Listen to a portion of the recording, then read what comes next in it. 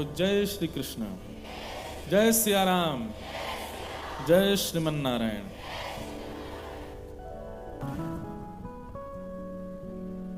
आज ये भी एक अद्भुत क्षण है, ये भी एक अद्भुत न विस्मृत होने वाला आज का एक क्षण है। कथा में कुछ ना कुछ ऐसा होता है कि उसकी स्मृति बनी रहती है। आज जो ये लीला हो रही है, ये हमारे वसंत शाह दरबार के हमारे श्री परमानंद साहिब जी, जिनकी वर्षी उत्सव चल रहा है, और आचार्य प्रवर जिनके मंगल में वर्षी उत्सव के उपलक्ष्य में ये सब क्रम चल रहे हैं, सब उन्हीं का ही, हमारे पूज्य श्री अमरदास जी महाराज, श्री परमानंद दास जी महाराज, ये सब उन्हीं की कृपा है, ये उन्हीं का ही अनुग्रह है। निश्चित ही कोई बहुत बड़ी कोई बाधा या विपत्ति शायद वो इस रूप में ही टाल रहे हैं। और मैं तो ऐसा मानता हूं कि कथा में इस प्रकार से कुछ होना, ये बिजली का जाना कोई बड़ी बात थोड़ी। प्राचीन काल में जब कथा शुरू हुई तब बिजली थी ही नहीं, तब कैसे सुनते थे? तब ऐसे ही सुनते होंगे, बस टॉर्च की जगह दिया रहता होगा सबके आसपास में, वैसा ही स्वरूप है। आइए अब हम कथा में प्रवेश करें और आज नंदोत्सव के क्रम की ओर आगे बढ़ेंगे। बोलो वृंदावन बिहारी लाल की। मैं निवेदन कर रहा था कि हमारी वाणी, हमारा स्वरूप, हमारा स्वभाव, सब में वैष्णवता का दर्शन हो। देखो, दो पक्ष की बात है। एक पक्ष तो यह कहता है कि सब में वैष्णवता का दर्शन हो, और एक पक्ष यह कहता है कि आप इतने अंतर्निष्ठ बन जाओ कि किसी को पता ही ना चले कि आप वैष्णव हो। दो पक्ष हैं। एक पक्ष तो यह है कि उसमें आपकी आव भाव स्थिति रोम रोम से छलकता है कि आप कृष्ण के हो। यह एक विशेष पक्ष है। पर एक पक्ष ऐसा भी है भक्ति का कि जहां आपकी स्थिति से कोई पता ही ना कर पाए कि आप वैष्णव हो। व्यक्ति को या तो उस तरफ ही होना चाहिए कि वो पूर्ण रूपेण दिखे कि वो कृष्ण का है, और या फिर इस तरफ ही होना चाहिए कि किसी को पता भी ना चले, घर वालों को भी ना पता चले कि ये कृष्ण भक्त है। दो पक्ष, बीच के नहीं रहना चाहिए। कुछ उधर भी रहा, कुछ इधर भी रहा। ये लुढ़कने लोटा की तरह नहीं रहना है। एक स्थिर गिलास की तरह रहो, या तो उधर ही रहो या इधर ही रहो। आजकल के कई लोगों के जीवन में ऐसा आता है कि उनके घर के लोग या उनके परिवार के जन उनको रोकते हैं वैष्णव बनने से, या उनको एक ऐसा है कि कोई रोकता तो नहीं है, पर उनको डर रहता है कि हमारा बालक कहीं सन्यासी ना हो जाए, विरक्त ना हो जाए, अपने भविष्य में विवाह आदि से वंचित ना हो जाए। ऐसी स्थिति में क्या करना चाहिए? आपका यही पक्ष उचित है कि आप अंतर्निष्ठ हो जाओ, किसी को पता ही मत लगने दो कि आप वैष्णव हो। अंतर्निष्ठ भक्त को क्या करना चाहिए? बहुत ध्यान से सुनो। अंतर्निष्ठ भक्त के लिए एक ही उपाय है, मानसी उपासना। भक्ति भी दो प्रकार की है। जिसके रोम रोम से पता चले कि वो कृष्ण भक्त है, वो प्रकट भक्ति करे, प्रत्यक्ष भक्ति करे। और जो अंतर्निष्ठ है, जो छुपा हुआ वैष्णव है, वो अपने निज मन में ही एक मंदिर बनावे, वहीं अपने अपने भाव से ही ठाकुर जी की एक प्रतिमा बनावे और वहीं ठाकुर जी की सेवा करे। अंतर्निष्ठ व्यक्ति को चाहिए, जब सबसे निवृत्त हो जाए, सारे संसार के कामों से फ्री हो जाए, तब एकांत में बैठ करके अपने मनस्थ में एक सुंदर कुंज है, उस कुंज में ठाकुर जी बैठे हैं, श्यामाजू बैठी हैं, उनकी वहीं सेवा करे, वहीं सेवा करके उनको वहीं आनंदित करे। ये अंतर्निष्ठ भक्त का लक्षण है।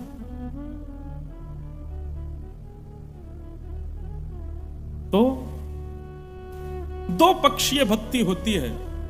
या तो पूर्ण प्रकट भक्ति, आपका रोम रोम कहे, जैसे कि अर्जुन।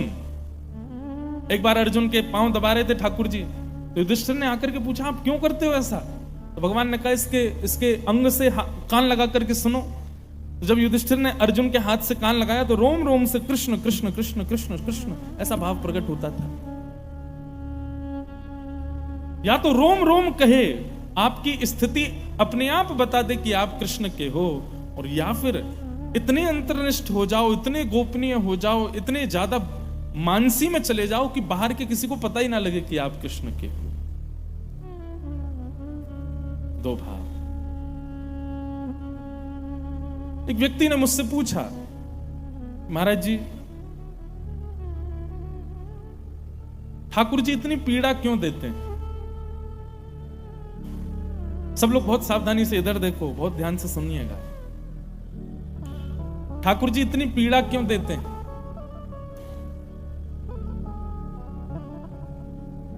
मेरी कथा में सदा व्यास मंच पर सामने श्री हनुमान जी, जगन्नाथ जी, नारायण भगवान, हमारे पूज्य पिताजी के गुरुदेव और पंडित श्री गया प्रसाद जी महाराज, गोवर्धन वाले पंडित जी महाराज, ये विराजमान रहते हैं पूरी कथा सुनने के लिए। पंडित श्री गया प्रसाद जी महाराज इस विषय में एक बहुत सुंदर बात कहते थे। वे कहते थे, भैया हम ठाकुर जी के खिलौना हैं, ब्रजभाषा में बोलते थे। बोले खिलौना जाको होवे, वो कभी तो खिलौना को अपने संग बिस्तर पे सुवाए दे, और खिलौना से खेलवे वारो कभी कभी वह खिलौना को नीचे गिर दे। खिलौना को कभी संग सुवानो, खिलौना को कभी नीचे गिर देनो, खिलौना को कभी सजा देनो, खिलौना को कभी कुरूप कर देनो। ये एक बालक को स्वभाव होवे। वैसे ही हम ठाकुर जी के खिलौना हैं। ठाकुर जी कभी तो हमारे संग खेलते हैं, कभी तो संग में सुला लेते हैं, कभी कभी ऐसे गेर देते हैं जैसे पता ही नहीं है कि हम कोई हैं भी उनके। लेकिन पंडित जी महाराज एक बहुत सुंदर बात कहते थे। वे कहते थे, बोले भैया या बात की चिंता मत करो कि ठाकुर जी इतनी पीड़ा क्यों दे रहे हैं, बल्कि ऐसा कहो, हे नाथ तुम जैसे राखनो चाहो वैसे हमको रखो। हमें चाहे तुम हमारे हाथ तोड़ दो, हमारे पामन को अलग कर दो, हमारा सर अलग कर दो। खिलौना को तोड़ देते हैं कई बार बच्चे। बोले आप जैसे चाहो हमारे साथ खेलो, बस हमारी चिंता यह होनी चाहिए नाथ, खिलौना नहीं बदलना चाहिए, खिलौना मैं ही रहूं, सदा आप मेरे ही रहो और मैं आपका ही रहूं। आप चाहे हमसे नाराज हो जाओ, चाहे हमको प्रेम करो, चाहे हमें पुचकारो, चाहे हमें दुत्कारो, चाहे हमारे साथ जैसी लीला करो, पर करो हमारे साथ ही, हमको कभी छोड़ना नहीं नाथ। मैंने इतने लोगों को देखा, सब लोग मिलने आते हैं, सब यही प्रश्न करते हैं कि ठाकुर जी इतनी पीड़ा क्यों देते हैं। कभी कोई ये प्रश्न करे, ठाकुर जी चाहे पीड़ा दें चाहे सुख दें, पर नाथ दें हमको कभी दूर ना करें, हम कभी ठाकुर जी से विस्मृत ना हो, कभी उनसे अलग ना हो। चिंता ये होनी चाहिए, चिंता इस बात की नहीं कि ठाकुर जी पीड़ा क्यों देते। कई बार आपने अनुभव किया कि आप उसी को ही ज्यादा कोसते हो, उसी को ही ज्यादा टोकते हो जो अपना होता है। आपका अपना पुत्र कुछ गलत करे तो आप हाथ तक उठाते हो, लेकिन दूसरे का पुत्र कुछ भी करे आपको कोई फर्क नहीं पड़ता। तो ठाकुर जी जिसको अपना मानते हैं, जिससे ठाकुर जी का अत्यंत स्नेह, खेल भी उसी के संगी ज्यादा खेलते हैं। और कई बार तो महाराज ऐसे ऐसे खेल खेलते हैं ठाकुर जी, एक खेल ठाकुर जी का पूरा नहीं होता, दूसरा खेल तैयार खड़ा रहता है सामने। एक पीड़ा हमारी पूर्ण नहीं होती, दूसरी पीड़ा आ जाती है। ठाकुर जी का किलोल है, ठाकुर जी का खेल है हमारे साथ। इससे चिंतित मत हो, इससे पीड़ा में मत आओ। बस ठाकुर जी से ये प्रार्थना करो, हे नाथ चाहे जैसे रखो, पर रखना अपनी शरण में। कभी आपकी शरण हम छोड़े ना, कभी आप हमको छोड़ो ना, बस यही बात। चिंता इस बात की रखना बस। आइए, आज कथा क्रम भी बहुत ज्यादा है, बहुत सारा है। हम लोग प्रयास करेंगे बड़े भाव से आज नंदोत्सव की ओर प्रस्थान करें। बोलो वृंदावन बिहारी लाल की जय। कुंती ने भगवान की स्तुति गाई। कुंती ने भगवान की स्तुति गाकर के भगवान से विरह मांगा, हे नाथ आप मुझ पर केवल इतना अनुग्रह कर दीजिए, आप केवल मुझ पर इतनी कृपा कर दीजिए कि सदा आपकी याद मेरे चित्त में बनी रहे, और उस याद को बनाए रखने के लिए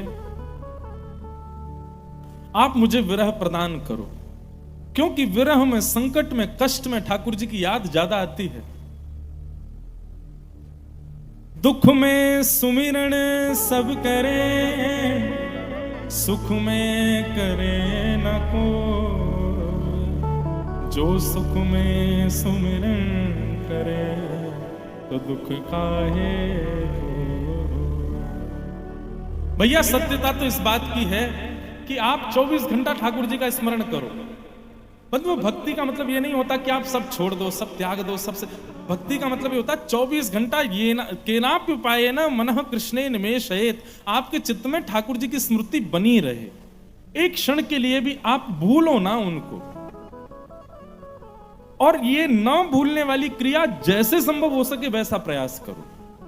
आप जिससे ठाकुर जी को ना भूल सको वो क्रिया जैसे हो वो करो। बस ठाकुर जी को भूलो मत एक क्षण के लिए भी। गोपियां गोपी गीत में कहती हैं, बोले नाथ आपको देखते देखते एक क्षण के लिए पलक झपक जाती हैं तो हमको ऐसा लगता है 3 युग बीत गए। और हम लोग कितने कितने दिन व्यतीत हो जाते हैं, ठाकुर जी का नाम स्मरण नहीं करते, ठाकुर जी को याद नहीं करते, ठाकुर जी की कथा नहीं सुनते, ठाकुर जी की पूजा सेवा नहीं करते। ऐसा नहीं। भक्ति को केवल इतना समझिए कि आप हर क्षण प्रति क्षण ठाकुर जी को याद करो। बस हर समय यह विश्वास आपके चित्त में बना रहे।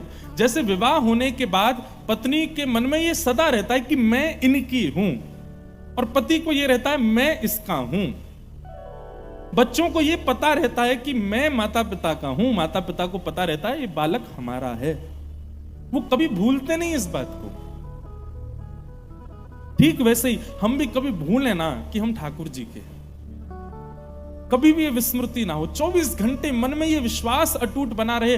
आपको हम सत्य बता रहे हैं, फिर कुछ करने की आवश्यकता नहीं, कुछ मत करो। बस ये विश्वास सदा बना रहे चित्त में कि हम श्याम सुंदर के हैं, हम ठाकुर जी के हैं। बस। और ये विश्वास जिस क्रिया से बनता है, जिस क्रिया से पुष्ट होता है, वही क्रिया आपके लिए भक्ति है। उसको करो, उसको बनाए रखो।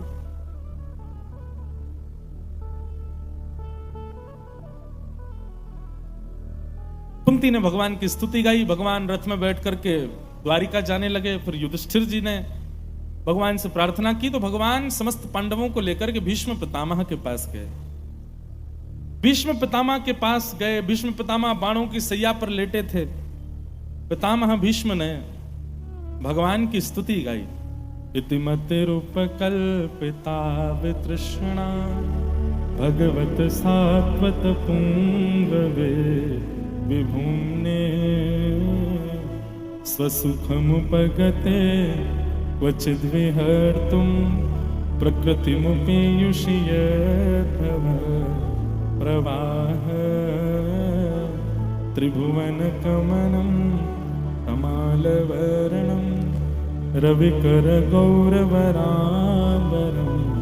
दधाने वपुरलककुला व्रताननाब्जं विजय सखेरतिरस्तु मे वद्या। भीष्म पितामह ने भगवान की स्तुति गाई और स्तुति का केवल एक उद्देश्य रखा। बोले नाथ मैं अपनी मति आपको अर्पित करना चाहता हूं, और उस मति को अर्पण करने के लिए भीष्म पितामह ने जो स्तुति गाई, उस स्तुति में कई भाव उन्होंने कहे। बोले मति किसी और को देनी ही नहीं चाहिए, अपना मन किसी को भी नहीं देना चाहिए। मन सदा केवल और केवल श्याम सुंदर को प्रदान करो। बंधुओं, आपके संबंध का अधिकारी कोई भी बन जाए, आपके भाव का अधिकारी कोई भी बन जाए, पर आपके प्रेम का अधिकार, आपके मन का अधिकार केवल और केवल ठाकुर जी को होना चाहिए, उसके अतिरिक्त किसी को नहीं। हम लोगों ने अपने मन को इतना वितरण कर दिया है, इतना बांट दिया है कि अब ठाकुर जी को अर्पित नहीं कर पाते। इसलिए कुछ भी संसार को प्रदान करो, पर मन केवल और केवल ठाकुर जी को देना है। गोपियां कहती हैं उद्धव जी से, मन ना रहे 10-20 एक हथों सो गयो श्याम संग को राधे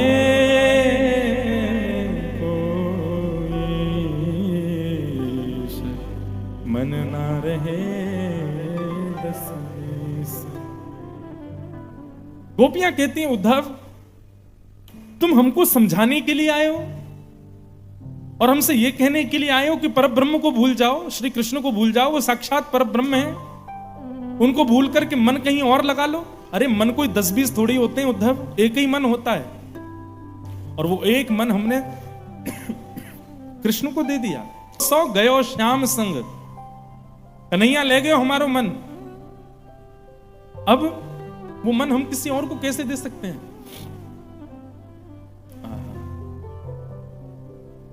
ऐसे ही बंधुओं, अपना सब कुछ बांट दो संसार को, पर मन मत देना।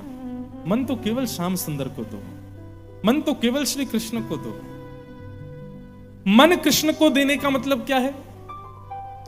ये जो बात बात में हम कहते हैं ना, ऐसा करने का मन कर रहा है, वहां जाने का मन कर रहा है, ये खाने का मन कर रहा है, ये पहनने का मन कर रहा है, फिर ये खाना पीना जाना आना, इन सब स्थानों पर केवल कृष्ण ही हो, तो समझो मन कृष्ण को दे दिया।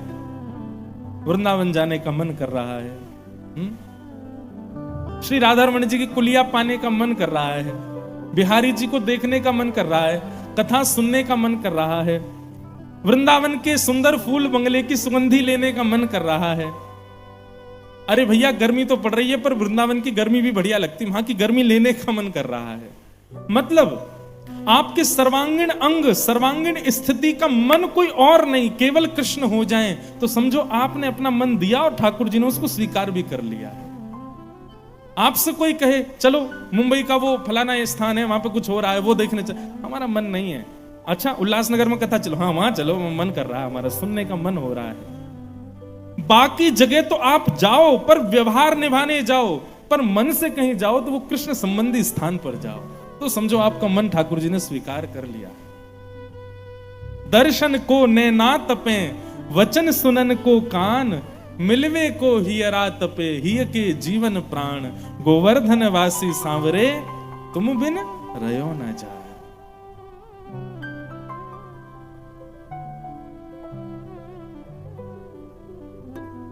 दुखन लागे नैन दरस बिन, दुखन लागे नैन। आंखों में जलन होने लग रही है, डॉक्टर को दिखा लाए, बोले क्या हो गया, ड्रॉप डालो, बोले कुछ नहीं हो रहा, ठीक ही नहीं हो रही है। बोले क्यों?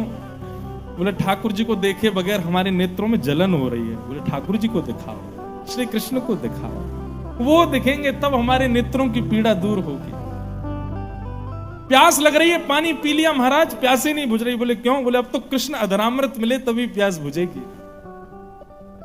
कान बेचैन हो रहे हैं, संगीत सुन लिया महाराज, सब कुछ सुन लिया, लेकिन कानों को तृप्ति नहीं हो रही। बोले तो कोई कथा सुना दो भाई। कोई पिए रे पियाला कृष्ण रस का, कोई पिए रे पियाला राम रस का। क्या पीने की इच्छा हो रही है? श्री कृष्ण का भाव, श्री कृष्ण का नाम, श्री कृष्ण कथा। हमारी सर्वांगीण इंद्रियां केवल कृष्ण को पाना चाहती हैं। ये स्थिति जब हो जाए तब समझना आपका मन ठाकुर जी ने स्वीकार कर लिया है। कर शतीत कृष्ण। मैं एक जगह कह रहा था, बोले कृष्ण कैसे हैं? आपने यदि उनको देख लिया तो आप उनके बगैर किसी और को देख नहीं पाओगे। आपने कहा मैं आंखों पे पट्टी बांध लूंगा, मैं देखूंगा ही नहीं उनको। बोले देखोगे नहीं तो वो ऐसे मधुर वाणी बोलेंगे कि उनका शब्द सुन लिया तो आप उनके हो जाओगे। आप कहोगे मैं उंगली लगा लूंगा कानों में, सुनूंगा ही नहीं, तो फिर उनके तन की ऐसी सुगंधी आएगी कि सूंघ करके उनके हो जाओगे। आप कहोगे नाक बंद कर लोगा, फिर वो अपने हाथ से अपना अधरामृत का कुछ ऐसा कण आपको खिला देंगे कि चाख करके उनके हो जाओगे। आप कहोगे मुंह भी बंद कर लूंगा, फिर कुछ नहीं तो श्री कृष्ण का स्पर्श करके हवा ने अगर आपका स्पर्श कर लिया तो उनके हो जाओगे। कहां तक बचोगे? कर शतीत कृष्ण। वो जब मन बना लेते हैं किसी को अपना करने का, तो फिर वो उसके सारे रास्ते बंद हो जाते हैं भागने के। वो कैसे ना कैसे करके उन्हीं का ही रहेगा, उन्हीं का ही हो जाएगा।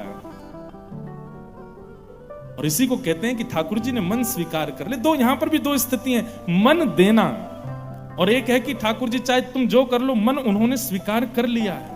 और दोनों स्थिति में ऐसा ही होगा कि आप सर्वांगीण इंद्रियों से केवल कृष्ण को पाना चाहोगे और कुछ आपको नहीं चाहिए। भीष्म पितामह कहते हैं मेरी ऐसी ही अभिलाषा है कि मैं अब और कुछ ना मांगूं, बस आपको मांगू नाथ, आप मेरे हो जाओ, बस और कुछ नहीं चाहिए। इसलिए इतिमति रूप कल्पिता वितृष्णा, मेरी मति अब तृष्णा रहित हो गई है, मैं आपको इसको अर्पित करना चाहता हूं, नाथ स्वीकार कर लो। भीष्म पितामह की स्तुति सुनकर के भगवान उनसे बड़े प्रसन्न हो गए और भीष्म पितामह ने अपनी स्तुति को विश्राम करते करते एक सुंदर बात कही। क्या? ललित गति विलास वल्गुहासन प्रणय निरीक्षण कल्पितो रुमाना कृतमनुकृतवत उन्मदान्धा प्रकृति मगन किलयस्य गोपवध्व। भीष्म पितामह मानो भगवान से कह रहे हैं कि नाथ, अब बस एक चाह मेरे चित्त में रह गई है। क्या? कि मुझे वृंदावन बसा दीजिए अगले जन्म में, ताकि वृंदावन रह करके मैं भी वहां की कोई गोपी बन जाऊं और गोपी बन करके मैं भी मक्खन दूध दही निकाल करके अपने घर में रखूं और प्रतीक्षा करूं कि आप चोरी करवे कब आओगे, आप वह मक्खन को हरण करवे कब आओगे। आपकी वो ललित गति, आपकी वो ललित गति चाल जिसमें आप टेढ़ी मेढ़ी चाल चल करके चलते हैं नाथ, उस ललित गति का मुझको दर्शन करना है। बंधु एक बात बताऊं, भगवान के बहुत सारे रूप हैं, लेकिन सबसे सुंदर रूप ठाकुर जी का ललित त्रिभंगी स्वरूप ही है। ठाकुर जी की वो चाल, ठाकुर जी की वो ढाल, और ब्रज के रूप का स्मरण करते करते करते भीष्म पितामह ने अपने प्राणों का परित्याग कर दिया। अगर इस भाव को हम माने तो ऐसा लगता है कि भीष्म पितामह आज भी वृंदावन में कोई गोपी के वेश में ही भ्रमण कर रहे होंगे। महाभारत युद्ध में भीष्म पितामह जैसा योद्धा नहीं हुआ। अद्भुत भक्ति भीष्म पितामह की, ऐसे पितामह को हम प्रणाम करते हैं। उन्होंने भगवान की बड़ी सुंदर स्तुति गाई और फिर आगे के क्रम में ठाकुर जी द्वारिका गए और यहां उत्तरा के उस बालक ने जन्म लिया जिसकी भगवान ने गर्भ में जाके रक्षा की। कल हम लोग सुन रहे थे, उसी बालक का नाम परीक्षित हुआ। कालांतर में जब भगवान अपनी लीला संवरण करके चले गए तो पांडव परीक्षित को राज्य गद्दी पर बिठा करके और अपने अपने आयुधों का त्याग करके स्वर्गारोहण को प्रस्थान कर गए।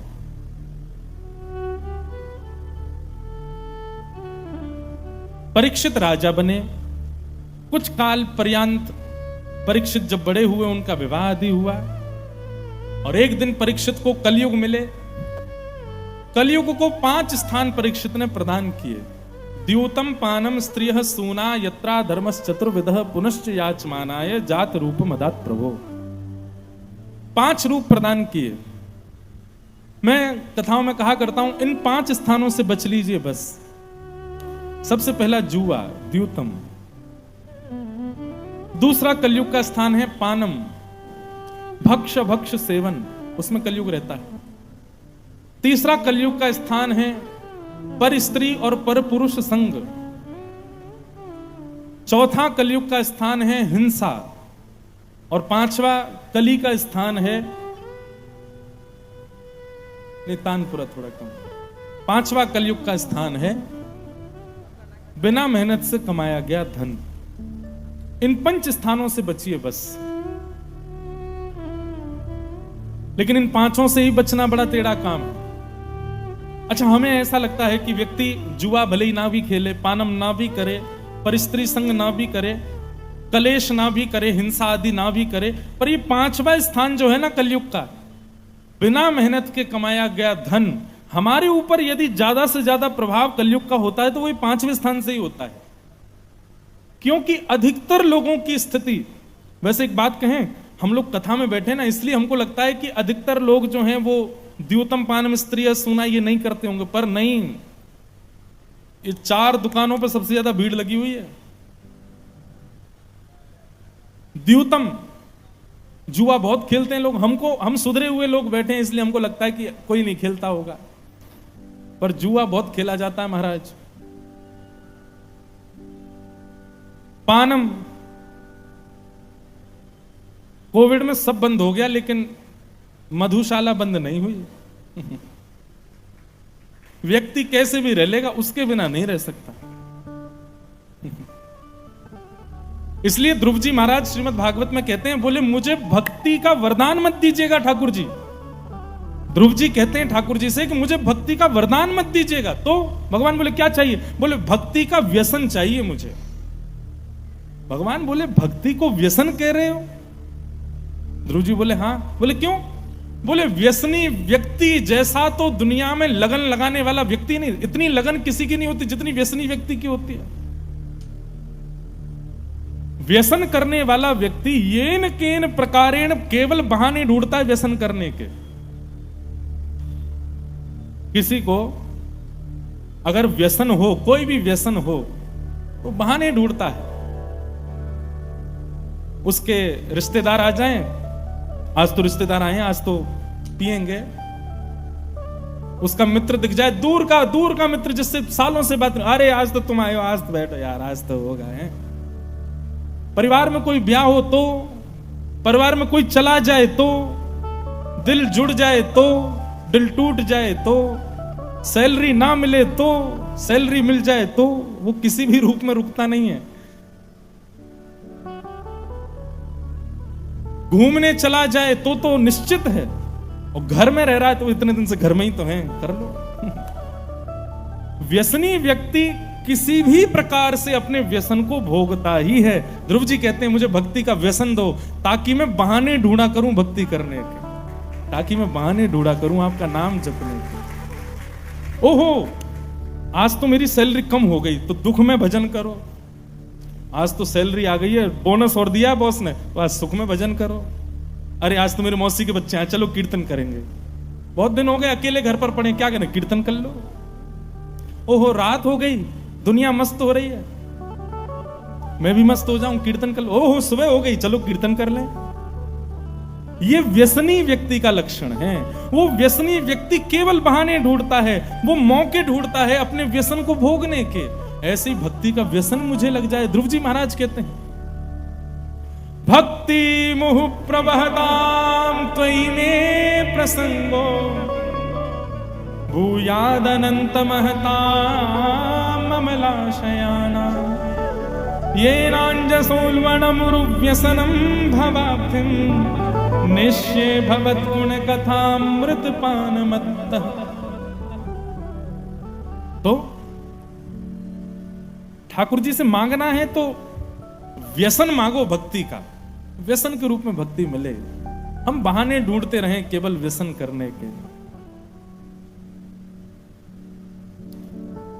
व्यक्ति को जिस चीज से प्रेम होता है ना, वो उपाय ढूंढता रहता है उसको करने के। एक हमारे परिचय में वो भोजन के इतने प्रेमी हैं, मेरे साथ एक सफर पर जा रहे थे, भोजन करके निकले, पेट भर के भोजन किया, मतलब इतना भोजन किया कि उनका पेट भर गया था। उसके बाद भी किसी ने दिया तो बोले पेट में जगह नहीं है, बोले एक और खा लो, तो बोले लाओ दे दो, पा लिया। इतना भोजन करने के बाद में गाड़ी 15 मिनट चली होगी तो लघु शंका के लिए हम लोग एक जगह वॉशरूम जाने के लिए रुके, तो वहां पोहे बन रहे थे। पोहे की सुगंधी आ गई उनको, तो पोहे की सुगंधी आके मुझसे बोले थोड़ी देर रुक जाओ। मैंने क्या करोगे? बोले 100 कदम चल लूं, थोड़ा पच जाए तो पोहे और खा लूंगा। मैंने कहा जय हो। व्यक्ति इतने बहाने ठाकुर जी के भजन के लिए ढूंढता है कभी? महाराज 1 घंटा ठाकुर जी का नाम जप कर ले, दुनिया को बताए बिना उसको चैन नहीं पड़ता। मैं इतनी माला जपता हूं, इतनी देर ठाकुर जी के सामने बैठता हूं, इतनी देर कर, ठाकुर जी के तो काय को मुझ पे एहसान कर रहा है बैठ करके। हम संसार के लोग जिस स्थिति में होते हैं, जिस चीज में पड़े होते हैं, उसको करने के लिए बहाने ढूंढते हैं। भक्ति के लिए बहाने ढूंढे हमने। इस पंडाल में कई लोग ऐसे बैठे हैं, मैं नाम तो नहीं जानता और मैं इंडिकेशन भी नहीं करूंगा कि वो बैठे हैं, जो अपने घर पर झूठ बोल करके आते हैं कि हम कथा सुनने जा रहे हैं, जो अपने ऑफिस में लीव डाल करके आए हैं कि हमारा पेट खराब हो गया है, आए हैं कथा सुनने के लिए।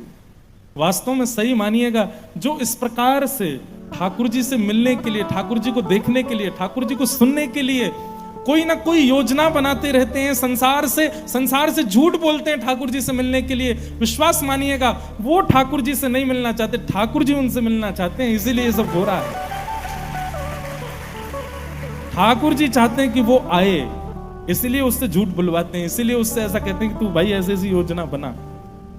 वो लोग दुखी ना हो कि हम माता पिता से झूठ बोल के आए, हम अपने ऑफिस में लीव डाल के आए झूठ। अरे दुनिया के व्यसनी लोग पार्टी करने के लिए, गंदा खाने के लिए, गंदा पीने के लिए, गंदा उल्टे सीधे काम करने के लिए झूठ बोलते हैं, पाप उनको लगता है। ठाकुर जी के लिए करने वालों को पाप थोड़ी लगता है। इसलिए भैया ठाकुर जी से मांगा करो, किसी वैष्णव संत आदि किसी से मिलो ना तो उससे प्रणाम करते हुए कहा करो कि हमको भक्ति का व्यसन लगे, व्यसन हो, हम मौके ढूंढा करें ठाकुर जी को भजने के।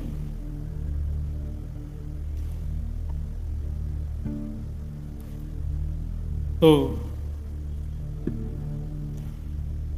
परीक्षित 5 स्थानों को कलयुग को प्रदान करते हैं। द्यूतम पानम स्त्रिय सोना, और 5वां स्थान अनिति का धन। मुझे ऐसा लगता है कि हम भक्तों पर जो कलयुग का प्रभाव होता है वो 5वें स्थान से होता है। और एक बात और सुनिए, हम जुआ भी नहीं खेलते, हम गलत खाते पीते भी नहीं, हम परस्त्री पर पुरुष संग भी नहीं करते, हम हिंसा भी नहीं करते, हम अनीति का धन भी नहीं कमाते, फिर भी कलयुग का प्रभाव हमारे ऊपर हो रहा है। तो क्या मतलब है? हमारा जिससे संबंध है, हमारा जिससे संग है, वो इन 5 स्थानों पर होगा जरूर, उसकी वजह से हम पर प्रभाव आ रहा है। भाई करंट के नंगे तार को पकड़े हुए व्यक्ति को करंट लग गया, तुम उसको छुओगे तो तुमको भी लगेगा ना।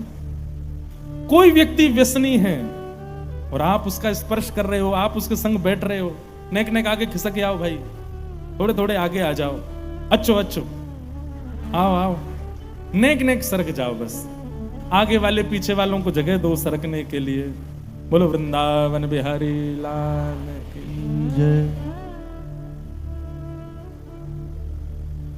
तो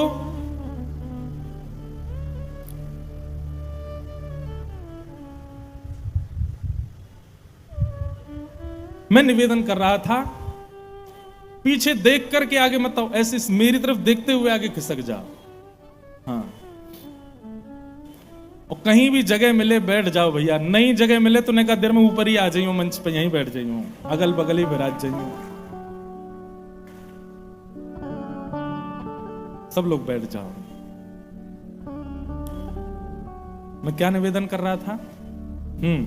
तो संग का प्रभाव पड़ता है। कई सूत्र बातें मैं हर कथा में कहता हूं, यह भी एक सूत्र वार्ता है श्री सूरदास जी महाराज की। तजोरे मन हरि विमुखन को संग। जो हरि विमुख व्यक्ति हैं बंधुओं, उनका संग मत करो। आपको लगता है उसके संग रहने से आपका यश बढ़ रहा है, आपका नाम बढ़ रहा है, आपका कोई काम बनने वाला है, तो भी उस व्यक्ति का संग मत करो। संग के प्रभाव से आपकी भक्ति में उतार चढ़ाव आते हैं। ये बंदी कर दो, बार बार ब्लिंक हो रहा है, इसलिए संग सुधारो अपना। कुंभन दास जी महाराज कहते हैं, भगत को कहा सीकरी सो काम, जाको मुख देखत दुख लागत, ताको करण परी परिणाम। कुंभन दास लाल गिरधर बिन और न दूजो काम। यदि आप पूर्ण रूपेण वैष्णव हो तो आपको त्याग करना पड़ेगा उस व्यक्ति का जो ठाकुर जी से विमुख है, और यही आपकी भक्ति का प्रथम भाव होगा कि आप उसका त्याग करो। नहीं तो कलयुग इन 5 स्थानों पर जाने से तो असर करेगा ही, पर 5 स्थानों में पड़े व्यक्ति का भी यदि आप संग करते हो तो भी आप पर प्रभाव कलयुग का पड़ेगा। और ऐसा व्यक्ति यदि कोई बहुत निज है तो मन से उसका त्याग करो। 5 स्थान प्रदान कर दिए, राजा परीक्षित स्वयं भटक गए, घर आकर के मुकुट सिर पर धारण किया जरासंध का, और कलयुग ने मस्तिष्क पर प्रहार कर दिया। एक ऋषि के गले में मरा हुआ सर्प डाल दिया, राजा परीक्षित को 7 दिन में मरने का श्राप लगा। राजा परीक्षित गंगा के तट पर गए, संतों से जाकर के पूछा कि जल्दी मरने वाले की मुक्ति का उपाय क्या है, कृपा कर मुझे बताओ। जिसके जीवन के बहुत कम दिन शेष हैं, ऐसे व्यक्ति को मुक्ति के लिए क्या करना चाहिए? तब वहां पर बड़े सारे संत पधारे, सबने अलग अलग भाव बताए, लेकिन कोई भी प्रमाण नहीं दे पाया कि तुम ये करो इससे तुमको मुक्ति मिलेगी। तभी वहां पर श्री सुखदेव जी का आगमन हुआ। सब लोग हाथ जोड़ करके सुखदेव जी को प्रणाम करो। तत्र भवद भगवान व्यासपुत्र यदिच्छया गामटमानूनपेक्षा अलक्षलिंगो निजलाभतुष्टो व्रतस्य बालैरवधूतभेष।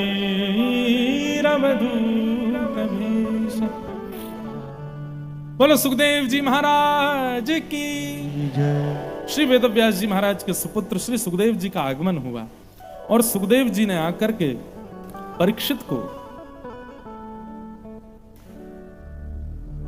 परीक्षित के भाव को सुना और सुनते ही उन्होंने भागवत की कथा को प्रारंभ किया। अब श्री सुखदेव जी महाराज परीक्षित को श्रवण करा रहे हैं। विषय तो काफी यहां पर बीच में भी कई वार्ताएं हैं, पर सबको हम प्रणाम मात्र करते हैं। सुखदेव जी ने सृष्टि का प्रसंग कहा। सृष्टि प्रसंग आदि कहते हुए श्री सुखदेव जी महाराज ने सबसे पहले कर्दम ऋषि का प्रसंग कहा। कर्दम ऋषि का विवाह देवहूति माता के साथ में हुआ और उनके यहां पर भगवान कपिल का प्रादुर्भाव हुआ। बोलो कपिल भगवान की जय। भगवान कपिल का प्रादुर्भाव हुआ। कपिल भगवान ने प्रकट होकर के सांख्य शास्त्र का निरूपण किया, जिसको दर्शन शास्त्र कहते हैं। देवहूति माता ने अनेक प्रश्न किए, समस्त प्रश्नों का उत्तर भगवान कपिल ने उनको प्रदान किया। उसी को ही कपिल देवहूति संवाद सांख्य शास्त्र कहते हैं। देवहूति माता ने एक बहुत विशिष्ट प्रश्न किया कपिल भगवान से, और उस प्रश्न में देवहूति माता कहती हैं, हे भगवान, निर्वेणानितरां भूमन् असद इंद्रियतर्षणा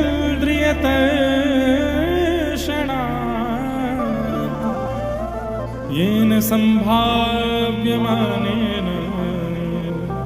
प्रपन्नान्धं तम प्रभु। देवहूति माता कहती हैं, भगवान, मानव के नरक जाने का कारण क्या होता है? बहुत ध्यान से सुनिए सब लोग। मानव की अधोगति, मानव के नाश और मानव के नरक जाने का कारण क्या है? अपनी इंद्रियों के सुख के कर्म जब वो करता है, इंद्रियों को सुख देने वाले कर्मों को भोगते भोगते भोगते जब उनकी अति कर देता है, तो वही पाप में परिवर्तित हो जाते हैं। जितने भी पाप हैं वो पाप सब इंद्रियों से ही होते हैं। इंद्रियां कितनी होती हैं हमारे शरीर में? 10। पंच ज्ञान इंद्रिय, पंच कर्म इंद्रिय। बहुत ध्यान से सुनिए सब लोग। पंच ज्ञान इंद्रिय, जिनसे हमें कुछ ज्ञान होता है। नेत्र सुंदर दृश्य दिखाते हैं, प्रथम ज्ञान इंद्रिय। कान द्वितीय ज्ञान इंद्रिय, स्वर सुनाते हैं। नासिका सुगंधी, तृतीय ज्ञान इंद्रिय। जीव चतुर्थ ज्ञान इंद्रिय। और त्वचा पांचवी ज्ञान इंद्रिय। ये 5 ज्ञान इंद्रियां हैं और 5 कर्म इंद्रियां हैं, हाथ पैर मुख और 2 गुप्त इंद्रिय। ये 10 इंद्रियां हैं हमारे शरीर में। और हर मानव केवल और केवल सुबह से लेकर रात्रि तक, रात्रि से सुबह तक अपनी मृत्यु पर्यंत इन 10 इंद्रियों के भोगों को ही भोगता है। जो इन 10 को चाहिए वही देने का प्रयास करता है। और इसी की अति में ही व्यक्ति ना जाने कहां तक के पाप का भोग भोग लेता है।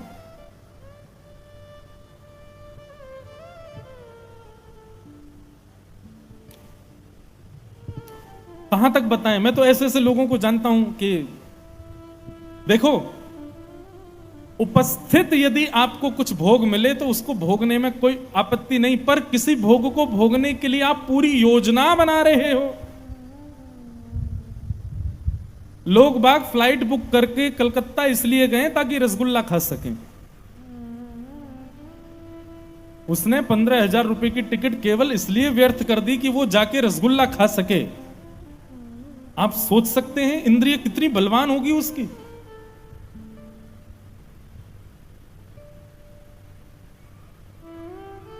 व्यक्ति लाखों रुपए के केवल वस्त्र पहन लेता है कि लोगों को दिखा सके।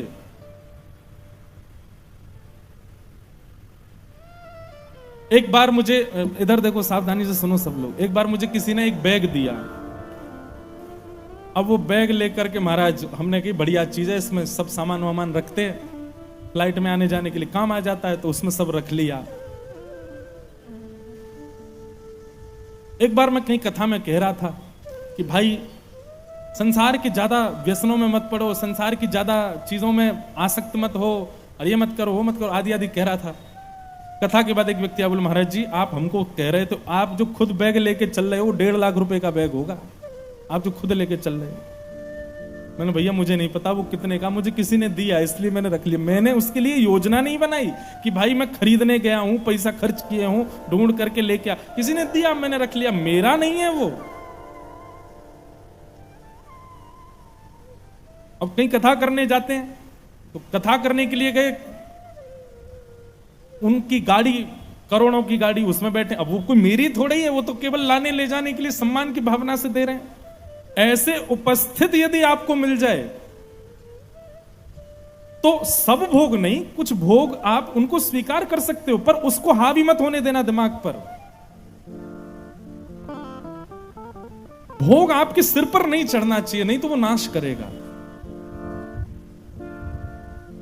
लोग दुनिया भर के भोग भोगते हैं, दुनिया भर की वस्तुएं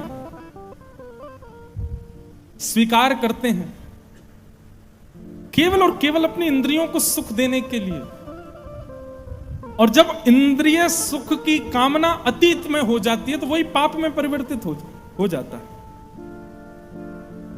देवहूति माता भगवान कपिल से पूछ रही है, मुझे कोई ऐसा उपाय बताओ कि मेरी इंद्रियों की इच्छाएं समाप्त हो जाएं, मेरे चित्त में कोई इच्छा ही ना रहे, मेरी इच्छा अपने आप सम होती चली जाए। भगवान इसका उत्तर देते हुए कहते हैं, योग आध्यात्मिक पुंसा मतो निःश्रेयसाय में अत्यंतो परतीर्यत्र दुःखस्य च सुखस्य च। मां, आध्यात्मिक योग, आध्यात्मिक योग माने कि इस प्रकार के सत्संग, इस प्रकार की कथा चर्चाएं, इस प्रकार का वैष्णव संग, ये जिस व्यक्ति के जीवन में ज्यादा मात्रा में हो जाता है, उस व्यक्ति की इंद्रियां अपने आप शांत होने लग जाती हैं। और आप नहीं तो कभी देख लीजिएगा, सत्संगी व्यक्ति को अपने जन्मदिन पर ज्यादा प्रसन्नता नहीं होती। वो अपने जन्मदिन पर ऐसा नहीं कि खूब सुंदर सजावट करे, खूब सुंदर उत्सव मनावे, कुछ करे, मतलब ठाकुर जी का उत्सव करेगा, अपना उत्सव नहीं मना सकता। सत्संगी व्यक्ति जो होगा वो अपने जन्मदिन पर क्या करेगा, गौशाला जाएगा, संतों की सेवा करने जाएगा, मंदिर जाएगा, वृंदावन जाएगा, नाम संकीर्तन कराएगा, ठाकुर जी का उत्सव कराएगा, अपने लिए कुछ नहीं करता है। सत्संगी व्यक्ति का नियम हो जाता है कि वो हर प्रसन्नता में, हर खुशी के माहौल में ठाकुर जी को आगे रखता है, स्वयं को आगे नहीं रखता। सत्संगी व्यक्ति को इतनी चिंता नहीं होती कूलर है कि एसी है कि पंखा है, सत्संगी को यह चिंता नहीं होती कि गद्दा कौन सी कंपनी का है, सत्संगी को यह चिंता नहीं होती ब्रांड कौन सी पहनी है मैंने। तन ढकने के लिए वस्त्र होना चाहिए, सोने के लिए सामान्य गद्दा होना चाहिए, पसीना ना इसलिए पंखा होना चाहिए। जैसे बस हम जीवित रह करके भगवत भजन मात्र कर, वो उसमें ही सम रह लेता है, उसको अति आवश्यकता नहीं होती। नासिक में मेरी कथा थी, वहां पर इतने कठिन नियम थे, 3 बार गंगा जी स्नान, सूर्य उदय से सूर्यास्त तक मौन, शोभ क्रिया नहीं, जमीन पर सोना, सिले हुए वस्त्र ना पहनना, एक समय भोजन पाकर के सूर्यास्त के बाद भोजन ना ग्रहण करना, किसी को स्पर्श ना करना, मोबाइल फोन का कम से कम प्रयोग करना। लोग बात कैसे होगा, कैसे होगा, ये कैसे करेंगे, ये कैसे होगा। जब सत्संग जीवन में आता है ना, तो आप अपनी देह की व्यवस्थाओं से घबराते नहीं हो, आप सब स्वीकार करते हो, क्योंकि उससे आप विचलित नहीं। संसारी व्यक्ति, उसको विचलनता होती है, उसको यही चिंता लगी रहती है कि मैं, वो इसी बात से आज रात भर नहीं सो पाया कि दाल अच्छी नहीं बनी थी, क्या करूं मैं, पूरे दिन का भूखा भूखा प्यासा गया और मैंने कहा बढ़िया वाली दाल बनाना, रेस्टोरेंट वाले ने बर्बाद कर दिया, बड़ी इलायची मुंह में आ गई, सारा टेस्ट खराब हो गया। वो इसी बात से दुखी है। सुबह सुबह व्यक्ति मिला, इतने परेशान क्यों दिख रहे हो, रात भर एसी नहीं चला मेरा, इतने दुखी क्यों घूम रहे हो, वो थम्स अप पी के आया, ठंडी नहीं थी। अरे इससे कौन परेशान होता है, ये महासंसारी लोगों का लक्षण है। पर सत्संगी व्यक्ति, आध्यात्मिक व्यक्ति, वैष्णव व्यक्ति वो इंद्रिय सुख का ज्यादा विचार नहीं करता, वो सम रहना जानता है। और माफ कीजिए, यदि आप सत्संग खूब सुनते हैं और समत्व में आप रह नहीं पाते, बिना परफ्यूम बिना पाउडर तो निकल ही नहीं सकते कमरा से, तो सत्संग सुनना बंद कर दो। आप उसके लिए नहीं बने हो। मैया जैसे जैसे सत्संग बढ़ता है, जैसे जैसे स्थिति संतों के संग की बढ़ती है, अपने आप धीरे धीरे इंद्रियां जो हमें अंतर्मुखी होने लग जाती हैं। इसलिए मैया सारा खेल केवल और केवल संग का है। हम कैसा संग करते हैं, उस संग को सुधारो। देवहूति माता ने कहा किसका संग करना चाहिए मुझे बताओ। तब भगवान कहते हैं 5 लक्षण जिसमें उसका संग करो। और 5 लक्षण कौन कौन से? तितिक्षव कारुणिका सुहृदय सर्वदेहिना अजात शत्रव शांता साधव साधुभूषणा। 5 लक्षण।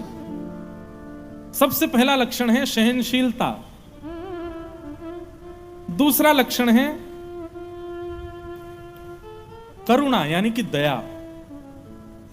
तीसरा लक्षण है सबका हित चाहना। चौथा लक्षण है अजात शत्रु, किसी को अपना शत्रु ना मानना। और 5वां लक्षण है कम से कम बोलना, शांत रहना। ये 5 लक्षण जिसमें हो मैया उसका संग करो। पर भैया आपसे एक बात कहें, 5 लक्षण आपको किसी में नहीं मिल सकते। क्यों? क्योंकि हम में खुद में नहीं है, तो दूसरे में कैसे दिखेंगे? जो आप प्रकृति में देखना चाहते हो, जो आप किसी से एक्सपेक्ट करते हो कि ये गुण इसमें हो, पहले अपने अंदर लाओ, पहले खुद के भीतर उसको लागू करो। किसी व्यक्ति के व्यसन को देख करके, किसी व्यक्ति की पूरी आदत को देख करके आप उसको टोकने के अधिकारी तब हो जब स्वयं उस चीज से बचे हुए हो। आप स्वयं उस चीज को करते हो तो फिर आपको दूसरे को कहने का अधिकार नहीं है। और क्षमा कीजिएगा, ये व्यासपीठ, यहां बैठने वाला वक्ता यदि दुनिया को ज्ञान देता है और स्वयं उस चीज का अमल अपनी वाणी से नहीं करता, तो कितने भी श्रोता आ जाएं, श्रोताओं पर प्रभाव नहीं पड़ सकता उसकी वाणी का। श्रोताओं पर प्रभाव पड़ रहा है, श्रोताओं के मन में यह बात आती है, नहीं इन्होंने कहा है मुझे ये करना है, इसका मतलब जो कह रहा है वह भी स्वयं उस चीज का अमल करता है।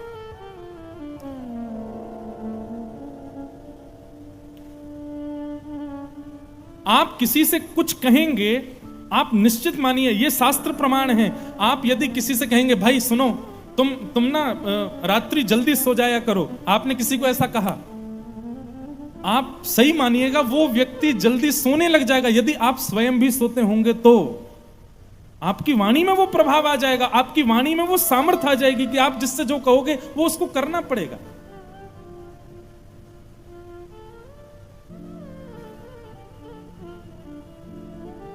उल्लासनगर में तो हमको ही 4 बजे नींद आती है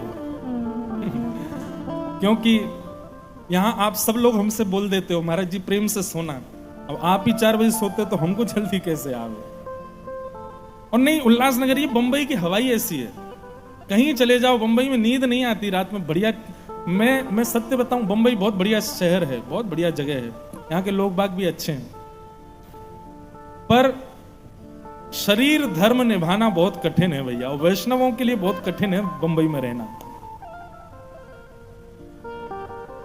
4 बजे सोना, मैं तो अब सेवा ही नहीं कर पा रहा ठाकुर जी, इतनी लेट सोता हूं तो फिर उठ ही नहीं पाता, और जल्दी उठ जाए तो फिर पूरा दिन सर भारी रहे। यहाँ जल्दी नींद ही नहीं आती है, और पूरे बंबई की हालत ही ऐसी है, यहाँ नींद नहीं आती। सुबह जल्दी का फ्लाइट पकड़ना हो तो सो ही मत, उठ के सीधे चले जाओ एयरपोर्ट, नींद ही नहीं आती। तो इसलिए यहाँ के वैष्णव जो हैं बेचारे बहुत, आप सब लोग थोड़ा बहुत ही कर लिया करो, वही बहुत है, उसी में आपको क्षमा है। तो ये 5 लक्षण जिसमें उसका संग करो, पर ये 5 लक्षणों से युक्त आपको संसार में कोई नहीं मिल सकता, क्योंकि किसी में है ही नहीं, इसलिए अपने अंदर लाओ। और मैंने इस विषय में एक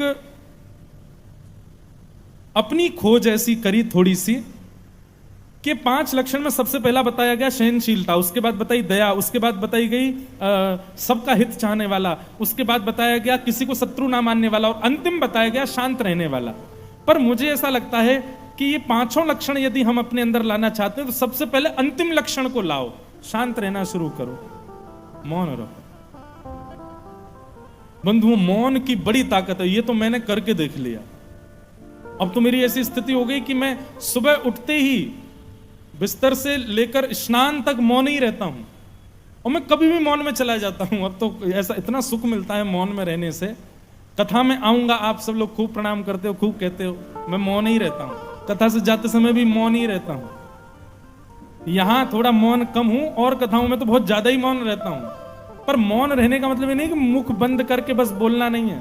मौन रहने का मतलब जितनी देर आप शब्दों का प्रयोग नहीं कर रहे उतनी देर मनी मन ठाकुर जी का स्मरण बनता रहे, उतनी देर ठाकुर जी का चिंतन चलता रहे, वो मौन है।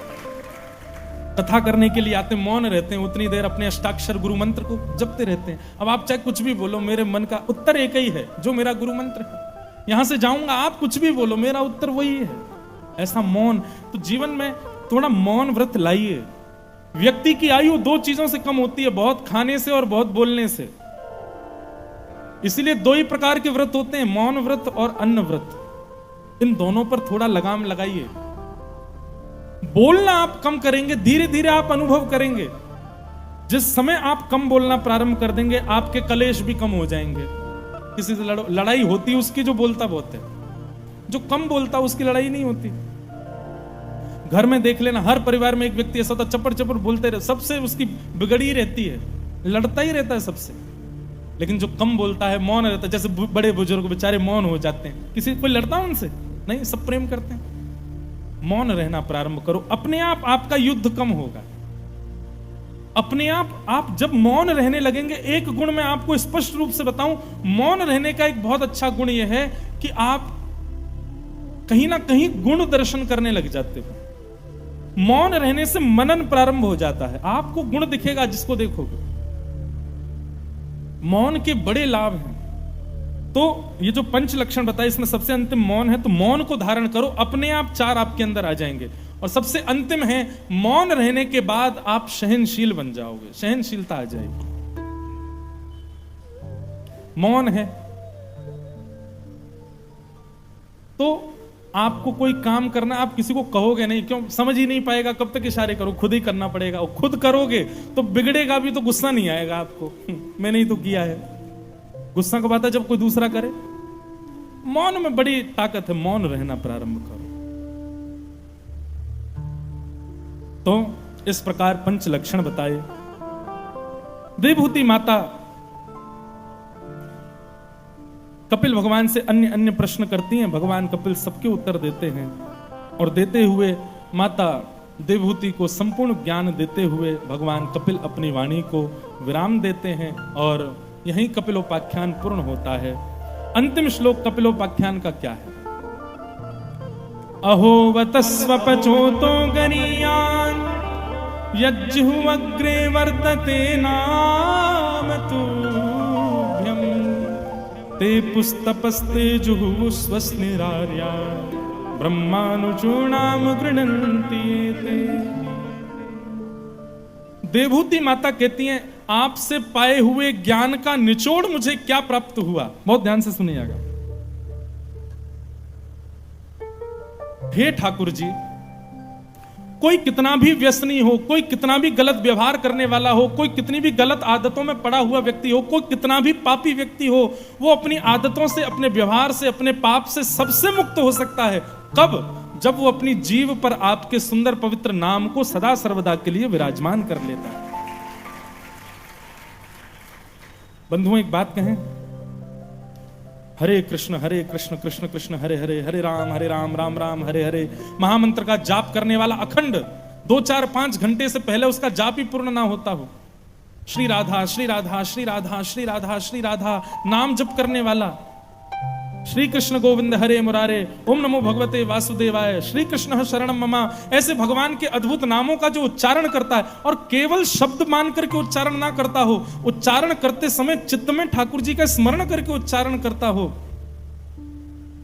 वो व्यक्ति अपनी जीभ से कभी मदिरा का पान नहीं कर सकता। उसकी जीभ लड़खड़ा जाएगी, उसके हाथ पांव कांप जाएंगे, वो ग्रहण नहीं कर पाएगा। हमारे पूज्य पिताजी महाराज एक बहुत अच्छी बात कहते हैं, हाथ में माला 24 घंटे रखो, पर दिखावे के लिए नहीं। ये देखो मेरे नाम जब चल रहा है, कई लोग हैं वो ऐसे घूमते रहते हैं, हाँ स्थिति हो तो पता चलता है, लेकिन ऐसे घूम रहे हैं हाथ में माला लिए और संसारी बात कर रहे हैं और माला चल रही है। नहीं, माला हाथ में रखो तब मौन ही होना चाहिए आपका। किसी से बात करो उस समय माला गले में डाल लो, माला सदैव हाथ में रहेगी। उससे ठाकुर जी मिले ना मिले ये कंफर्म नहीं, पर माला 24 घंटे हाथ में रहेगी तो उस हाथ से कभी दूषित वस्तु का स्पर्श करोगे नहीं। आपके मन में यह भाव आएगा कि मैं कैसे छू सकता हूं, तुलसी रहती है इस हाथ में। और माफ कीजिएगा, जो विचार नहीं करते हैं, तुलसी हाथ में है, गले में है, उसके बाद भी दूषित वस्तु को छू लेते हैं, झूठा कूटा खा पी लेते हैं, कुछ भी बोल देते हैं, कुछ भी कह देते हैं। डरिएगा तुलसी से। तुलसी तो अपराध नहीं लगाएगी, लेकिन उसका अपराध, उसका पाप पंचदेव जरूर लगाएंगे।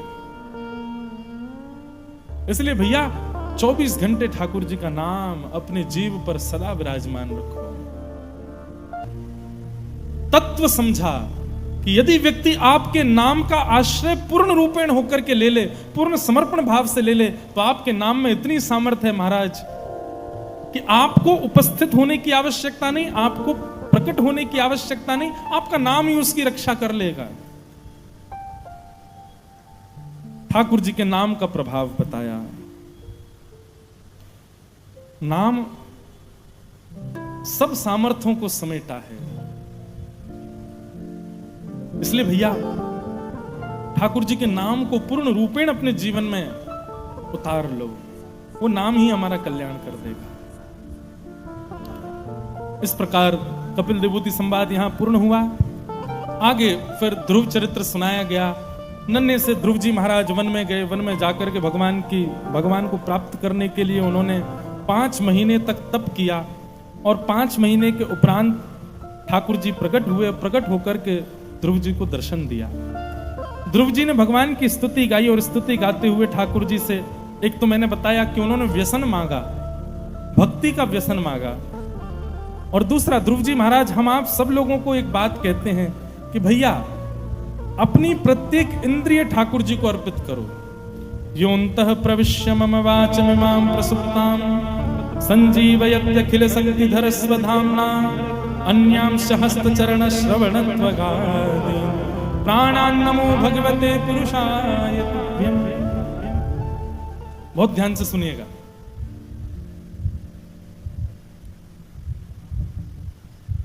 आपकी जो इंद्रिय ठाकुर जी की सेवा में नहीं लगी होगी, आप उसी इंद्रिय से पाप करने लग जाओगे। मान लीजिए कि आपको दर्शन में बहुत सुख मिलता है ठाकुर जी के, लेकिन कथा सुनने में रस नहीं आता, तो आपके भीतर पाप कानों से ही प्रवेश करेगा। कथा सुनने में रस आता है, दर्शन में रस आता है, लेकिन मंदिर में बने प्रसाद या मंदिर से प्राप्त हुए प्रसाद में आपको सुख नहीं मिलता, तो निश्चित है आपकी जीभ ही आपको ऐसा कुछ पवाएगी कि उससे आपकी दर्शन की और श्रवण की दोनों इंद्रियां खराब हो जाएंगी। आपका पाप वहीं से प्रवेश कर जाएगा। आप जिस इंद्रिय को ठाकुर जी से दूर रखोगे, ठाकुर जी की सेवा से दूर रखोगे, मतलब यह समझ लीजिए आप उस इंद्रिय को पाप का भागी बना रहे हैं, उसी इंद्रिय से पाप प्रवेश करेगा। ठीक ऐसा मान लीजिए कि घर में कीड़े मकोड़े या सर्प प्रवेश ना करे, उसके लिए सारे छिद्रों को बंद किया जाता है। ठीक वैसे ही हमारे शरीर में 10 छिद्र हैं, ये 10 इंद्रिय, और इन 10 इंद्रियों को यदि भगवान नाम रूपी बांध से नहीं बांधा गया तो वहीं से पाप प्रविष्ट हो जाएगा। एक व्यक्ति ने प्रश्न किया, बोले महाराज जी 10 इंद्रियों में तो 2 इंद्रियां ऐसी भी हैं जिनका स्पर्श करके भी हम अपवित्र हो जाते हैं। ऐसी 2 गुप्त इंद्रियां हैं जो किसी के स्पर्श की अधिकारी नहीं होती। ऐसी अस्पर्शाप इंद्रियां, ऐसी अपवित्र इंद्रियां, उनसे ठाकुर जी का भजन कैसे होगा? व्यक्ति जब कभी भी शौचाचार के लिए जाए, शौच के लिए जाए, उस समय केवल इतनी भावना मन में रख ले कि मेरा देह देवालय है, इस देह रूपी देवालय में ठाकुर जी बैठे हैं, इसलिए मुझे इस देह को पवित्र रखना है। इस भाव से वो शौचाचार करे तो उसकी गुप्त इंद्रियों से भी भजन माना जाएगा, उसकी उपस्थ इंद्रियों से भी उसकी भक्ति मानी जाएगी। कोई भी इंद्रिय वंचित ना रह जाए ठाकुर जी की सेवा से, सब ठाकुर जी की सेवा में परिलक्षित हो, प्रदत्त हो। इस प्रकार से ध्रुव जी महाराज ने भगवान को प्राप्त किया और भगवत प्राप्ति के बाद फिर ध्रुव जी के वंश की कथा सुनाई गई। आगे इन्हीं के वंश में फिर भगवान पृथु हुए। पृथु महाराज ने प्रकट होकर के अनेक यज्ञ किए, भगवान से प्रार्थना के रूप में अनेक कान मांगे। क्यों? आपकी कथा सुनने के लिए 2 कान बहुत कम हैं। रोम रोम हूं मैं तो श्रवण मई रे, ऐसी भावना ठाकुर जी से करने लगे। तत्पश्चात आगे ऋषभदेव भगवान की कथा, उन्हीं के वंश में उन्हीं के पुत्र भरत हुए। वही भरत अपने तीसरे जन्म में जड़ भरत बनकर के आए। रहुगण राजा को उन्होंने ज्ञान उपदेश किया,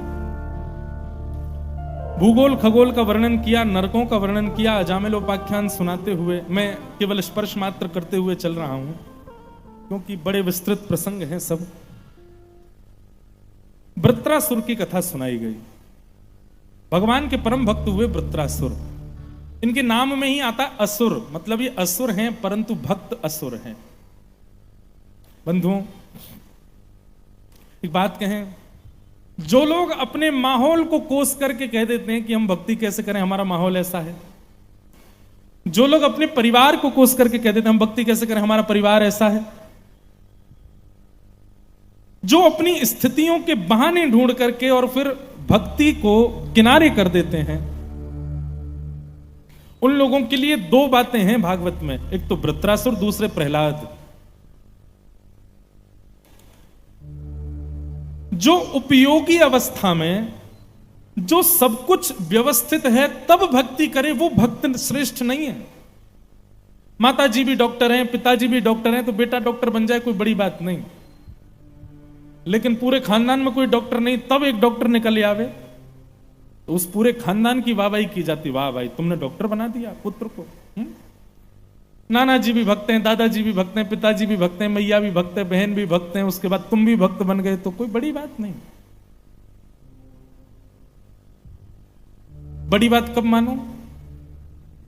बोले दादाजी भी भक्त नहीं थे, पिताजी भी भक्त नहीं थे, माताजी भी भक्त नहीं, दूर दूर तक खानदान में किसी ने कभी वृंदावन देखा नहीं, और तब आपका जन्म हुआ और आप कह रहे हो लागे वृंदावन नीको, अली मने लागे वृंदावन नीको। मुझे तो वृंदावन चाहिए, मुझे तो बरसाने जाना है, मुझे तो श्री जी की शरण में जाना है, मुझे तो ठाकुर जी की शरण में जाना है। तब आश्चर्य होगा, बोले अरे पूरा खानदान भगवत विमुख और ये भक्त हो गया। तो इसलिए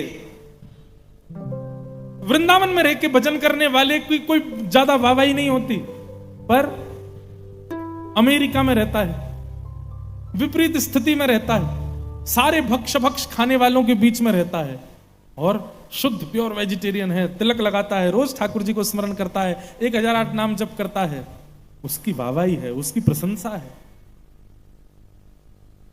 जिस तरफ नदी बह रही है उस तरफ नाव चलाना ये कोई बड़ी बात थोड़ी है। तुम नाव नहीं चलाओगे तो भी नाव अपने आप चलेगी, क्योंकि नदी उसी तरफ बह रही है। लेकिन नदी का भाव जिस तरफ है उसकी विपरीत दिशा में नाव चलाना और सटीक चलाना, ये नाविक व्यक्ति का लक्षण है। विश्वास मानिए, जो अनुकूल स्थिति में भजन कर लेते हैं वो श्रेष्ठ, ठीक है वो भी श्रेष्ठ हैं, परंतु जो प्रतिकूल अवस्था में भगवत भजन करते हैं वो अति श्रेष्ठ हैं, वो परम श्रेष्ठ हैं। जिनकी स्थिति नहीं है, जिनका माहौल नहीं है, जिनका परिवार नहीं है, जिनका वातावरण नहीं है, फिर भी वो भजन कर लेते हैं, वो श्रेष्ठ है।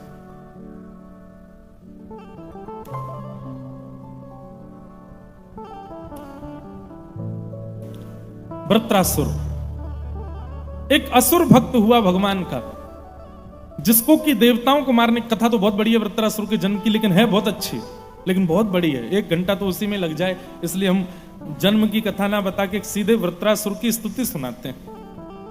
ये 4 श्लोक हैं वृत्रासुर के।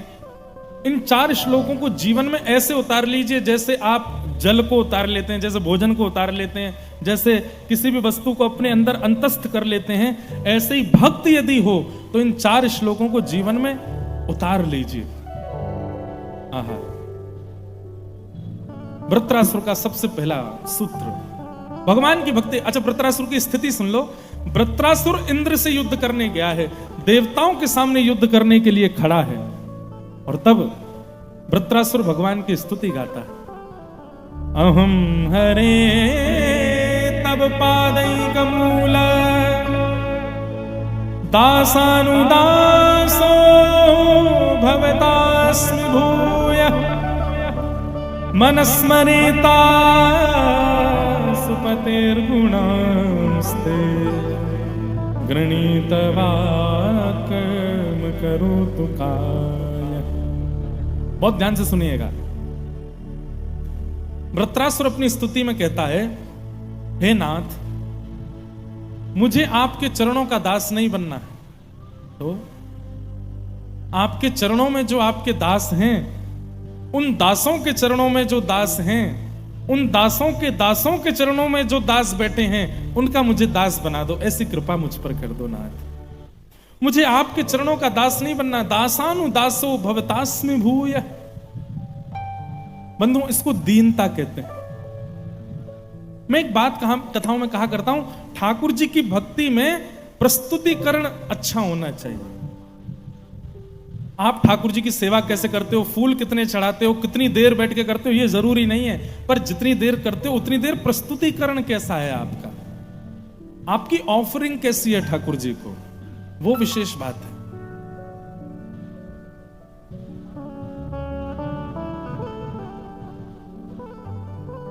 आप कैसे ऑफर करते हो अपने भावों को, उससे ठाकुर जी प्रसन्न होते हैं।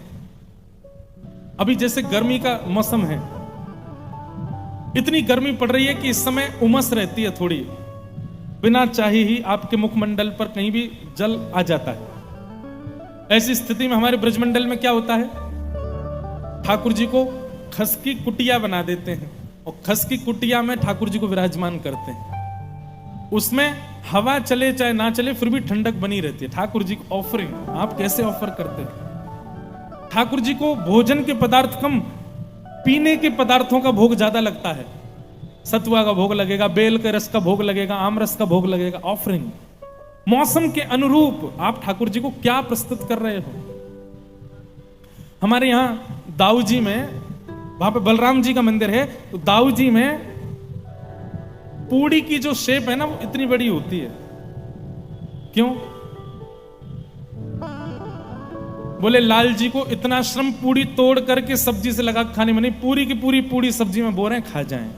उनको तोड़ने में तकलीफ नहीं हो, तोड़ने में उनकी उंगली को श्रम ना करना पड़े। बताओ, इतना विचार, ये ऑफरिंग ही तो है। आप कैसे प्रस्तुत करते हो अपनी भक्ति को, ठाकुर जी उससे प्रसन्न होते हैं। भक्ति में क्या क्या करते हो ये जरूरी नहीं है, पर कैसे करते हो ये जरूरी है। आप कैसे प्रस्तुति करते हो वो आवश्यक है। तो वृत्रासुर सामने भगवान खड़े हैं, सीधा कह देता मुझे आपके चरण चाहिए, पर नहीं, ठाकुर जी को प्रसन्न करने के लिए कह रहा है, आपके जो दास है ना नाथ, उनके चरणों में जो दास बैठे हैं, उन दासों के चरणों के दास जो हैं, उनका मुझको दास बना दो। भगवान का अपने आप ध्यान चला गया। देखो, ये भी एक भक्ति का स्वरूप होना चाहिए। ठाकुर जी का अटेंशन अपनी तरफ खींचो, ऐसा कुछ करो कि ठाकुर जी का ध्यान आपकी तरफ जाए। अब जैसे ही कहा कि आपका दास नहीं, दासों का दास मुझको बना दो, अपने आप भगवान के कान खड़े हो गए। बोले वाह, मैं खुद खड़ा हूं सामने, मुझे नहीं मांग रहा है, दासों का दास मुझे बनाओ। बोले क्यों? मेरा दास नहीं बनना, दासों का दास बनना है। क्यों? बोले एक तो ठाकुर जी, पहला कारण, आपके चरणों में भीड़ बहुत है। आपके ऑलरेडी इतनी भीड़ है चरणों में, मैं पता नहीं कहीं कुचल गया तो आपके दासों के दासों के दासों का दास मुझे बनाओगे, वहां भीड़ भाड़ कम होगी। प्रेम से ही सही, आपके दासों के चरणों में बैठा हूं, इसी से मुझे प्रसन्नता हो जाएगी। जैसे पॉपुलर व्यक्ति होता है, कोई बहुत नामी ग्रामी व्यक्ति हो, वो किसी कुर्सी पे बैठ के चला जाए, उस कुर्सी की महिमा बहुत हो जाती है।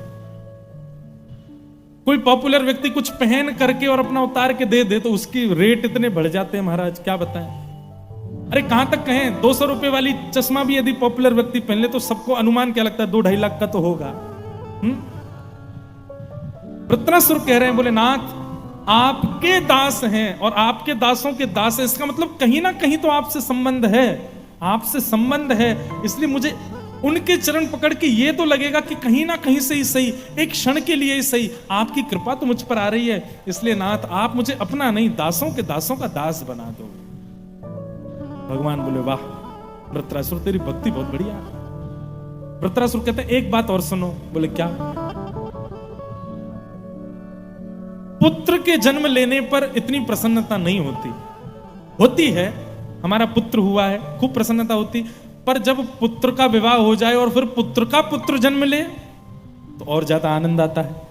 पुत्र से भी ज्यादा खुशी तब होती है जब पौत्र जन्म लेता है।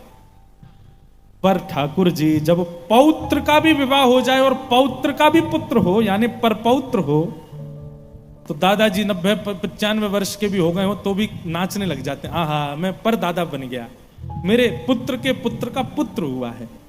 इसलिए ठाकुर जी मुझे ऐसा लगता है कोई आपके चरण में आता होगा आप प्रसन्न होते हैं, पर आपके चरणों में जो बैठे हैं उनके चरण जो पकड़ता है तो आप अति प्रसन्न होते हो, पर आपके चरणों में जो बैठा है उनके चरणों में जो उनके दास है उनका कोई दास बनता है तो आप तो नृत्य करने लगते हो। दासानुदासो भवदास में भूय। इसलिए नाथ मुझे आपको प्रसन्न नहीं करना, मुझे आपको अति प्रसन्न करना है, इसलिए मुझे दासों का दास बनाओ। बोलो वृंदावन बिहारी लाल की जय। दासों के दासों का दास मुझे बनाओ।